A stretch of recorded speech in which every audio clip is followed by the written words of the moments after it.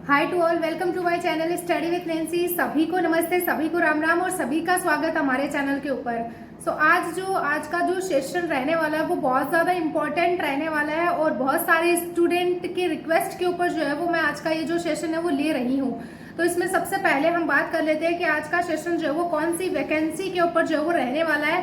तो मैं आपको पहले ही बता देती हूँ कि वो लाइब्रेरियन ग्रेड 3 के ऊपर रहने वाला है। लाइब्रेरियन ग्रेड 3 का जो है वो हमने पेपर फर्स्ट से रिलेटेड जो स्टूडेंट के डाउट्स थे, पेपर फर्स्ट से रिलेटेड जो क्वेश्चन थे वो तो हमने क्लियर कर दिए कि भाई पेपर फर्स्ट में जो राजस्थान जीके का पार्ट दे रखा है, करंट अफेयर, और इसके साथ में वर्ल्ड और इंडिया का जो पार्ट दे रखा है जिसमें कि स्पेसिफिक ये नहीं बता रखा है कि कौन कौन से टॉपिक जो है वो वर्ल्ड ज्योग्राफी से आएंगे, कौन कौन से टॉपिक जो है वो इंडिया ज्योग्राफी से आएंगे। तो उसका सॉल्यूशन जो है वो हमने निकाल लिया था और हमने अपने टेलीग्राम चैनल के ऊपर जो है वो डेली हम प्रोवाइड भी करवा रहे हैं, जिसमें कि हम आपको डेली टारगेट दे रहे हैं, स्टडी प्लान दे रहे हैं पेपर फर्स्ट के लिए स्पेशली। तो पेपर फर्स्ट के लिए हम बता रहे हैं कि भाई राजस्थान आर्ट एंड कल्चर में ये टॉपिक आएगा, राजस्थान हिस्ट्री में ये टॉपिक, राजस्थान ज्योग्राफी में ये टॉपिक, वर्ल्ड ज्योग्राफी में ये टॉपिक, इंडिया ज्योग्राफी में ये टॉपिक।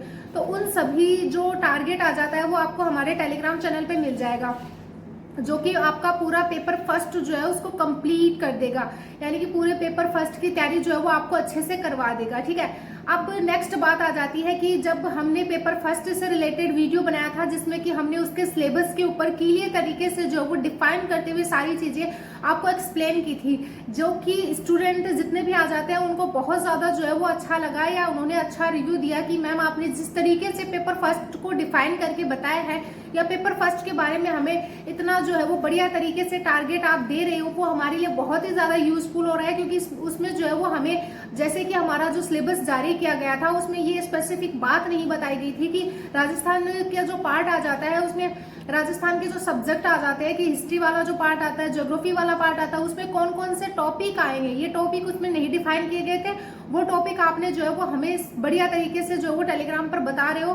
तो पेपर फर्स्ट का काम तो जो है वो हो गया, लेकिन अब आप हमें जो है वो पेपर सेकंड से रिलेटेड भी जो है वो बात बताइए, यानी कि पेपर सेकंड के बारे में भी जो है वो एक वीडियो लेके आइए जिसमें कि हमें जो ये पेपर सेकंड का जो पूरा सिलेबस आ जाता है उसके बारे में अच्छे से समझाइए या बताइए कि उसमें कितने क्वेश्चन आने की संभावना है, कौन से टॉपिक को हमें ज्यादा फोकस करना चाहिए, कौन से टॉपिक पे हमें जो है वो ज्यादा ध्यान देना चाहिए। इन सभी बातों को लेकर जो है वो आज का ये वीडियो रहने वाला है। इसीलिए मैं बोल रही हूँ कि पूरा वीडियो कंप्लीट देखना है, क्योंकि इसमें हम इंपॉर्टेंट फैक्ट्स के ऊपर डिस्कस करेंगे। जैसे कि पहला हमारा क्वेश्चन था उन बच्चों का कि मैम इसमें जो सिलेबस दे रखा है उसमें कौन से पार्ट में जो है वो ज्यादा क्वेश्चन बन सकते हैं, यानी कि कौन से टॉपिक या कौन से चरण वाले पे जो है वो ज्यादा क्वेश्चन पुट हो सकते हैं।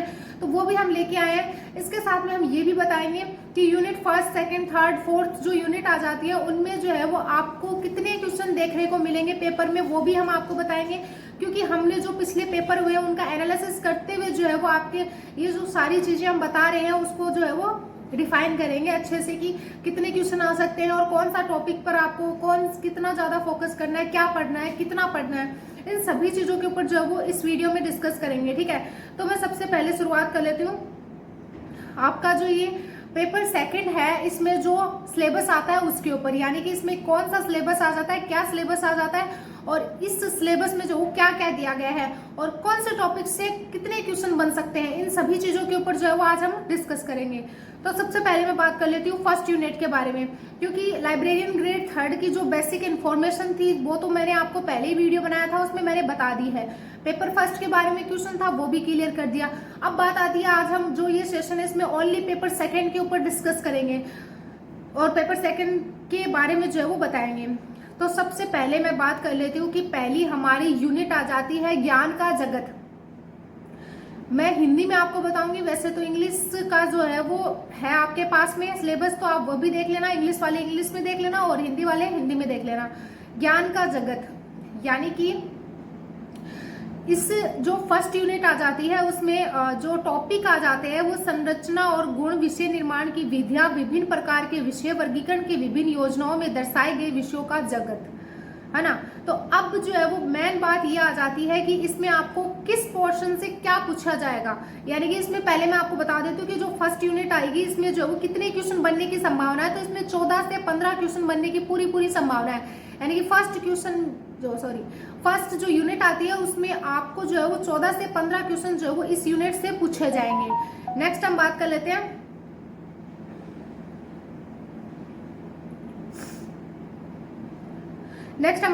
हैं कि जो वर्गीकरण की विभिन्न योजनाएं जो आ जाती है इसमें जो है वो स्पेसिफिक आपको जो है वो विशेष, इस विषय से रिलेटेड जो है उसके टाइप यानी कि प्रकार पूछे जाएंगे। अलग अलग जो वर्गीकरण की पद्धतियां हैं वो पूछी जाएंगी और इसके साथ में जो ज्ञान जगत का जो चित्रांकन आ जाता है वो आपको इसमें पूछा जाएगा। और एक ये आता है कि जो विभिन्न प्रकार के जो विषय आ जाते हैं उससे जो है वो आपका कौन सा बन सकता है। तो विषय निर्माण की जो विधियां आती है वो कौन कौन सी है, यानी कि ये जो टॉपिक आता है विभिन्न प्रकार के विषय, इसमें विषय निर्माण की जो विधियां आ जाती है वो कौन कौन सी आ जाती है। और इसके साथ में जो संरचना और गुण आ जाते हैं, इसमें जो है वो 2 टॉपिक आते हैं। एक तो संरचना वाला टॉपिक आता है और एक गुण वाला टॉपिक आता है। तो गुण वाला टॉपिक जो है उसमें विशेषताएं पूछी जाएंगी और संरचना वाला टॉपिक जो आता है उसमें संरचना पूछी जाएगी। यानी कि हमारी जो फर्स्ट यूनिट है वो ज्ञान का जगत, जिसमें कि संरचना और गुण, ये 2 टॉपिक आ जाते हैं जिसमें गुण की विशेषताएं पूछी जाएंगी। ठीक है, नेक्स्ट हम बात कर लेते हैं संरचना पूछी जाएगी। विषय निर्माण की विधियां एक टॉपिक आता है जिसमें कि विषय निर्माण की विधियां जो है वो पूछी जाएंगी इसमें। और विभिन्न प्रकार के जो विषय आ जाते हैं उसमें विषय निर्माण की जो विधियां आ जाती है वो पूछी जाएंगी। और अगला जो आता है वो वर्गीकरण की विभिन्न योजनाओं में दर्शाए गए विषयों का जगत जो आता है उसमें जो अलग अलग वर्गीकरण की पद्धतियां आ जाती हैं उसके बारे में पूछा जाएगा। तो फर्स्ट यूनिट से 15 क्वेश्चन आने की पूरी संभावना है। नेक्स्ट हम बात कर लेते हैं कि अगली यूनिट के बारे में बात कर लेते हैं कि अगली यूनिट जो है वो आपकी कौन सी है। तो नेक्स्ट यूनिट आती है ग्रंथ सूची विवरण जो आती है उसमें हम बात करते हैं कि पहला जो टॉपिक आ जाता है वो कैटालॉग का उद्देश्य आ जाता है और संरचना और प्रकार, ये जो है वो एक टॉपिक आ जाता है। दूसरा टॉपिक स्टार्ट होता है भौतिक प्रपत्र, जिसमें कि ओपीएससी भरने के नियम जो है वो शामिल है। इसमें जो है वो 3 टॉपिक आ जाते हैं। इसमें एक तो आपको जो है वो कैटालॉग का उद्देश्य, संरचना और प्रकार पूछे जाएंगे, एक जो है वो भौतिक प्रपत्र पूछा जाएगा और तीसरा जो आ जाता है वो ओपीएससी के बारे में पूछा जाएगा। अब जो है वो इसमें आपको क्या पढ़ना है, कितना पढ़ना है, कौन से टॉपिक पे ज्यादा फोकस करना है वो भी हम बताएंगे। अगला आ जाता है सूचीकरण के मानक सिद्धांत। नेक्स्ट हम बात कर लेते हैं कि दस्तावेज विवरण में अभ्यास के सिद्धांतों का अवलोकन, जिसमें कि आपसे कौन किस के बारे में पूछ सकते हैं। तो वो सीसीएफ के बारे में पूछ सकते हैं, एमएआरसी के बारे में पूछ सकते हैं, एफआरबीआर के बारे में पूछ सकते हैं, आईएसबीडी के बारे में पूछ सकते हैं, आईएसबीएन के बारे में पूछ सकते हैं, आईएसएसएन के बारे में जो है वो आपसे पूछ सकते हैं। यानी कि यहाँ से जो है वो क्वेश्चन बनेगा आपका डेफिनेटली। नेक्स्ट हम बात कर लेते हैं कि मानकीकरण, विवरण और विनिमय में वर्तमान रुझान जो आ जाता है, इस रुझान से जो वो कहाँ से क्वेश्चन बन सकता है, तो वो आरडीए से जो वो क्वेश्चन बन सकता है। नेक्स्ट हम बात कर लेते हैं कैटालॉग का मानक कोड, यानी कि कैटालॉग का जो मानक कोड टॉपिक आता है उसमें सीसी से क्वेश्चन बन सकता है और इसके साथ में एएसीआर फर्स्ट और एएसीआर सेकंड से जो वो क्वेश्चन बन सकता है। इसमें जो है वो मोस्टली कितने क्वेश्चन जो है वो आ सकते हैं, यानी कि जो सेकंड यूनिट आती है उससे कितने क्वेश्चन पुट अप हो सकते हैं, कितने क्वेश्चन जो है वो आपको एग्जाम में देखने को मिल सकते हैं। तो वो जो है वो मोस्टली इसमें से जो वो टोटल टॉपिक 13 टॉपिक आ जाते हैं इसमें, और इसमें क्वेश्चन जो है वो 20 से 22 जो है वो आपको देखने को मिल सकते हैं। तो आपके लिए जो ये सेकंड यूनिट है वो भी बहुत ज्यादा इंपॉर्टेंट है, क्योंकि इसमें जो वो बहुत ज्यादा क्वेश्चन आपको देखने को मिलेंगे। 20 से 22 क्वेश्चन जो है वो आपको देखने को मिलेंगे। और टॉपिक्स के बारे में मैंने आपको बता दिया।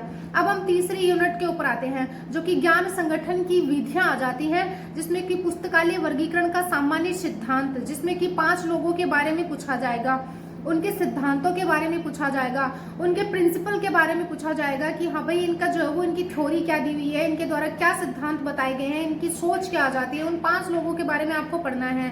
नेक्स्ट हम बात कर लेते हैं वर्गीकरण के मानक सिद्धांत और उनके अनुप्रयोग। अब इसमें जो है वो वर्गीकरण का जो सिद्धांत आ जाता है वो आ जाता है, और इसके साथ में इसमें जो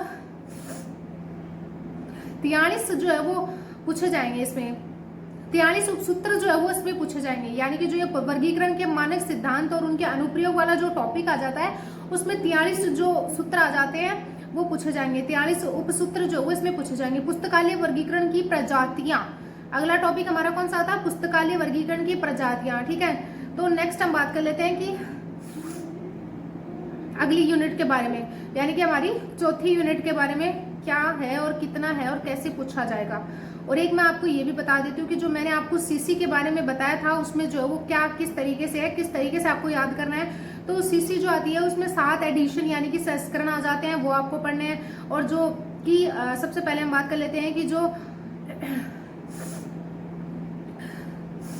द्विबिंदीय वर्गीकरण पद्धति जो आती है वो आपको पढ़नी पड़ेगी। इसमें 5 मूलभूत जो आते हैं वो भी इसमें आपको पढ़ने पड़ेंगे। कैटेगरी जो आ जाती है 5 वो पढ़नी पड़ेंगी, और इसके साथ में विधियां पढ़नी पड़ेंगी। और एक जो है वो अपूपा पैटर्न जो आ जाता है वो आपको पढ़ना पड़ेगा। पक्ष अनुक्रम जो आता है वो आपको पढ़ना पड़ेगा। क्रमांक संख्या आपको पढ़नी पड़ेगी। प्रायोगिक वर्गीकरण के जो चरण आ जाते हैं वो इसमें आपको पढ़ने पड़ेंगे। और इसके साथ में दशा संबंध जो है वो, सामान्य स्केल जो आ जाती है वो आपको इसमें जो है वो पढ़नी पड़ेगी। आप देखो सिलेबस तो इसका लेंथ ही है, लेकिन आपको पढ़ना तो पड़ेगा, आपको सारी चीजें क्लियर तो करनी पड़ेंगी, है ना। तो इसमें सीसी में जो है वो ये आएगा। और नेक्स्ट हम जो है वो बात कर लेते हैं कि जो डीडीसी जो आती है उसमें क्या आएगा। डीडीसी में जो है वो 23 एडिशन यानी कि 23 संस्करण आते हैं, जो कि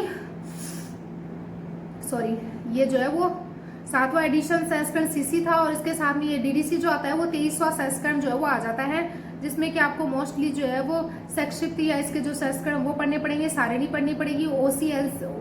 ओसीएलसी जो आ जाता है वो इसके बारे में आपको पढ़ना पड़ेगा।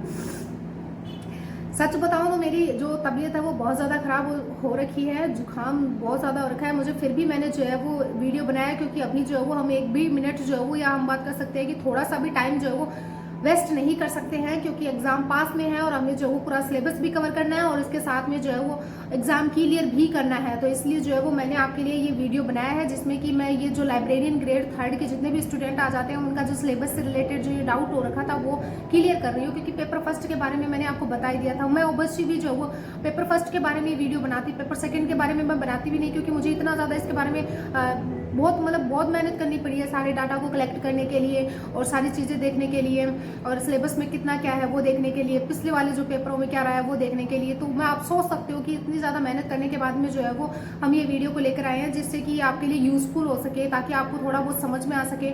और इसके साथ में मेरी बताई हुई कोई चीज़ जो है वो आपको मतलब ऐसे लगे कि हाँ भाई यूज़फुल है, तो आप उसको यूज़ करके जो है वो अपना एग्जाम क्लियर कर लो। हमारा माइंड सेट यही रहता है कि हम जितना हो सके उतना स्टूडेंट का सिलेक्शन करवा सके, और हमारी गाइड से जो है वो उतने से बहुत सारे स्टूडेंट हैं जिनको फ़ायदा भी हुआ है। अभी रीट वाले स्टूडेंट हैं उनको भी बहुत अच्छा फ़ायदा हुआ है, तो आपको भी जो है वो फ़ायदा ज़रूर होगा अगर आप ये सोचोगे कि हमारा जो सिलेबस है वो क्या है, उसमें टॉपिक दे रखे हैं वो कितने हैं और उन टॉपिकों को हमें कैसे पढ़ना है, और जो है वो हमें कौन कौन सी चीज़ें पढ़नी है और कौन कौन सी चीज़ें छोड़नी है। क्योंकि ज़रूरी तो नहीं है ना आप पूरे सिलेबस को रट्टा मार दो, ऐसी चीज़ें पकड़ो जहाँ से आपका सिलेक्शन हो सकता है, जो आपके एग्ज़ाम की नीड है, जो आपके एग्ज़ाम की डिमांड है, उसको पकड़ो। नेक्स्ट हम बात कर लेते हैं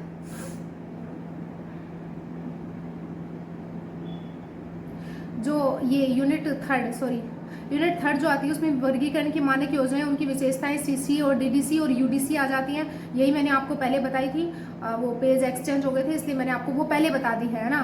तो इसमें जो है वो ये वर्गीकरण की जो मानक योजनाएं आ जाती है उनकी विशेषताएं सीसी और डीडीसी और यूडीसी आ जाती हैं। इसमें आपको मोस्टली जो है वो जो सीसी और डीडीसी और यूडीसी जो है वो 3 ये जो है वो पढ़नी पड़ेंगी। ये बहुत ज़्यादा है, क्योंकि इससे जो है वो जो थर्ड यूनिट आ जाती है उससे जो है वो 20 से 22 क्वेश्चन बन सकते हैं।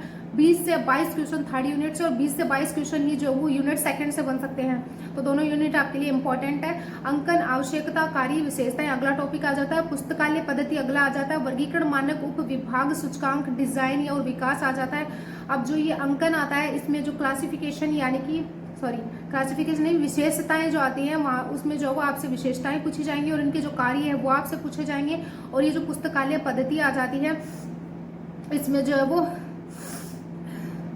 RIC यानी कि RIC और BS और इसके बारे में जो वो बेसिक से पूछा जाएगा, ज़्यादा इतना बड़ा इशू नहीं है, इसमें नॉर्मल आप पढ़ लोगे। वर्गीकरण मानक उप विभाग सूचकांक का डिजाइन और विकास, पुस्तकालय वर्गीकरण में जो इसका रुझान आ जाता है वो रुझान में CRG आ जाता है, DRTC आ जाता है और इसके साथ में LRC आ जाता है और ISCO आ जाता है, जिसके बारे में आपको पढ़ना है अच्छे से, ठीक है।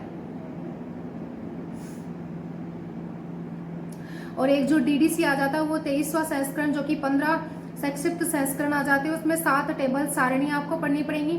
इसके साथ में जो कॉपीराइट वाला जो अभी जो है, अब स्टूडेंट बोलते हैं कि भाई मैं ऐसे बोलेंगे कि मैम ये इसमें सिलेबस में तो आई नहीं, तो आप मुझे ये बताओ कि कॉपीराइट वाला जो है वो OCLC जो आ जाती है वो जो है वो अभी इसको जो है वो इसके अंडर में आ गया है, यानी कि OCLC के अंडर में आ गया है, तो ऑब्वियस सी बात है जब कॉपीराइट का आपको दे रखा है तो कॉपीराइट से संबंधित जो ये OCLC आ जाती है उससे भी आपसे क्वेश्चन करे जाएंगे कि भाई इसके बारे में क्या क्या है, वो सारी चीज़ें आपसे पूछी जाएंगी। तो आप सोच लो कि जो सिलेबस है उसके अराउंडिंग भी जो है वो कुछ ना कुछ चीज़ें जुड़ी हुई है उनसे, तो वो उन चीज़ों से भी जो है वो क्वेश्चन बन सकता है। तो आप ऐसे मत सोचिए कि आपका जो सिलेबस है उसी से जो है वो डायरेक्ट क्वेश्चन उठाए जाएंगे, कहीं और जो इससे जुड़ी हुई चीज़ें भी है उनसे भी क्वेश्चन आ सकते हैं। तो मैं आपको स्पेसिफिक यही बता रही हूँ कि कौन सा क्वेश्चन जो वो कहीं से भी आ सकता है, ठीक है। ये DDC के बारे में मैंने बता दिया। नेक्स्ट हम बात कर लेते हैं UDC में जो FID है उसके बारे में 7वां एडिशन है उसके बारे में पूछ लेंगे, और एक साइन और सिंबल पूछ लेंगे, यानी कि UDC में ज़्यादा नहीं है आपसे, ओनली साइन और सिंबल जो है वो याद कर लेना, उनसे पूछ लेंगे, और एक टेबल आ जाती है वो याद कर लेना, UDC से हो जाएगा काम। DDC के बारे में मैंने बता ही दिया है, वो भी देख लेना, और CC के बारे में तो कंफर्म क्लियर तरीके से मैंने बता ही दिया, तो आप वो भी देख सकते हो। इसके साथ में जो है वो नेक्स्ट हम बात कर लेते हैं हमारी अगली यूनिट, यानी चौथी यूनिट, जो कि कौन सी आ जाती है, विषय वर्गीकरण की, यानी कि विषय वर्गीकरण की यूनिट आ जाती है, जो कि विषय वर्गीकरण के सिद्धांत आ जाते हैं, विषय शीर्षक सूची और उनकी विशेषताएं आ जाती हैं। इसमें जो वो कितने क्वेश्चन बन सकते हैं, जो चौथी यूनिट आती है उसमें कितने क्वेश्चन आ सकते हैं, तो आपको पता ही है ये 2 टॉपिक है, इसमें तो कुछ ज़्यादा है नहीं बड़ा, तो इसमें मोस्टली जो है वो 5 क्वेश्चन बनेंगे नॉर्मल से, और कुछ नहीं बनने वाले। अब मेन सिलेबस जो है वो, अब मैं बात कर लेती हूँ कि जो मेन सिलेबस हमारा जो आता है वो 70 क्वेश्चन आ जाएंगे इससे, है ना, कि आप अगर ये सिलेबस को कंप्लीट कर लेते हो, ये पूरा सिलेबस पढ़ लेते हो, तो इस सिलेबस से जो है वो मोस्टली 70 क्वेश्चन जो है वो बन जाएंगे, 70 क्वेश्चन इस सिलेबस से आ जाएंगे। लेकिन बेसिक नॉलेज, यानी कि इससे जुड़ा हुआ जो बेसिक नॉलेज, जैसे कि मैंने कॉपीराइट वाला बताया है, तो उनसे और बेसिक नॉलेज जो कंप्यूटर वाला भी थोड़ा बहुत पार्ट जो है वो आएगा, तो उनसे भी जो है वो 30 क्वेश्चन बन सकते हैं। यानी कि मैंने एनालिसिस किया है कि भाई क्वेश्चन जो वो पूरा जो सिलेबस आ जाता है उससे पूरे ही नहीं उठाए जाते हैं, 30 क्वेश्चन ऐसे, मतलब 30 क्वेश्चन ऐसे आते हैं जो कि आपके बेसिक नॉलेज, जो आपका जनरल जो ज्ञान है उसके आधार पर भी बन जाते हैं। तो 70 क्वेश्चन तो डायरेक्ट अपने सिलेबस से आएंगे, और 30 क्वेश्चन जो है वो आपके बेसिक जो नॉलेज आ जाता है उससे जो वो उठाए जाएंगे। टोटल हो गए 100 क्वेश्चन। अब पूरा आपके पेपर सेकेंड का जो डाउट था वो सारा मैंने क्लियर कर दिया है, जिसमें कि मैनेजमेंट के बारे में पूछ लेंगे आपसे, यानी कि अब आप बोलोगे मैम बेसिक नॉलेज में आपसे क्या क्या पूछेंगे, तो बेसिक नॉलेज में आपको मैनेजमेंट से पूछ सकते हैं, या फिर कंप्यूटर से रिलेटेड जो बेसिक नॉलेज है उसके बारे में पूछ सकते हैं। तो इन सभी चीज़ों के ऊपर जो है वो बनेगा, ठीक है। अब मैंने जो है वो मेन बात ये आती है कि मैंने पेपर फर्स्ट के बारे में बता दिया, पेपर सेकंड के बारे में अच्छे से बता दिया, पूरे सिलेबस को डिफाइन करके बता दिया, आपको स्पेसिफिक एक बुक के बारे में बता दिया। तो इस सभी, यानी कि पेपर फर्स्ट और पेपर सेकंड के बारे में मैंने जो वो कंफर्म तरीके से आपको अच्छे से बता दिया है।